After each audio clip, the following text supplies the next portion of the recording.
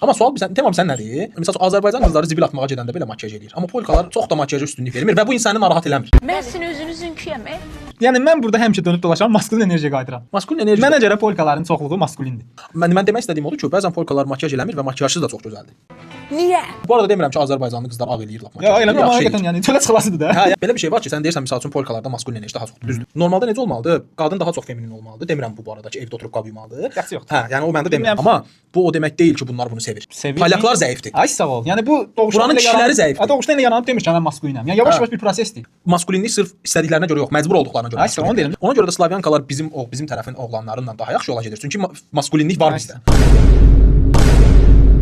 Xoş olur ona. O axtardığı odur. Yəni o maskulindir çünki öz oğlanları maskulin deyil. Başa düşdün? Onu demək. O enerjini doldurur da, yəni mənfi müsbət söhbəti. Sevin, sevilin. Videolarımızın davamını istəyirsinizsə Like edib kanala abunə olmağı unutmayın. eləyin də.